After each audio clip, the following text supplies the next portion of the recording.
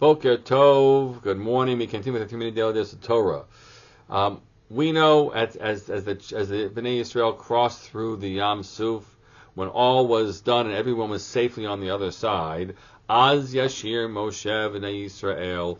Then Moshe and the children of Israel sang, or Moshe brought them to sing the Song of the Sea. That is the event that took place in that moment, Shirat Hayam, and we recall it. We recall it. In fact, there's a mitzvah we have. It's seen as a value to make sure that we do it every day. It was placed, inserted into our davening every day. We should remember Kriyat Yam Suf this way.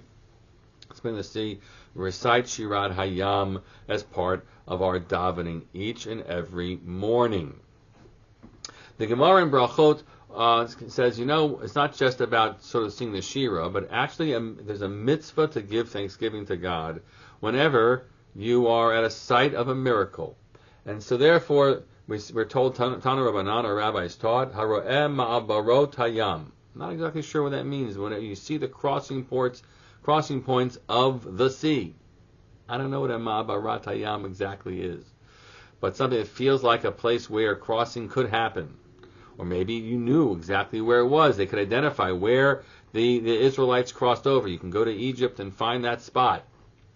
I just heard on a podcast recently that Rabbi Dr. Joshua Berman, who is a biblical scholar, has just started taking kosher tours to Egypt now, in a biblical flow.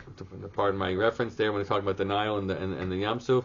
To make his way to the sites and understand them better and how to place it into the biblical story context.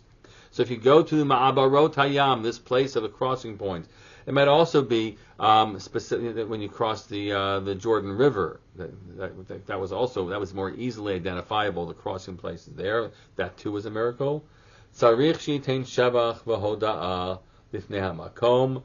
You have to give, even this moment, you have to give praise and thanksgiving to God. Dichtiv, as it says, Vayavo b'nei Yisrael b'toch hayam v'yabasha. That verse tells us because that's where the children of Israel they crossed over in the dry land and in the midst of the water and in the dry land, and that was reason to offer thanks to Hashem.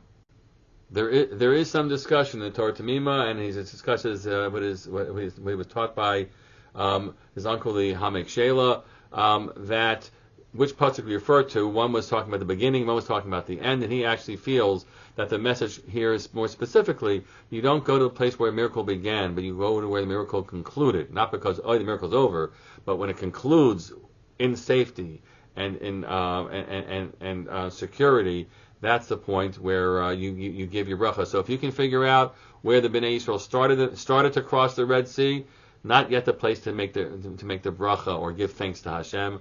Instead, if you know where they emerged from the danger, or they crossed over the Jordan and on the other side into I presume it's the same halacha applied to that too, into Israel. That's where the miracle shevach is meant to be offered. You can think about in your own context when you really believe that something great has been done for you.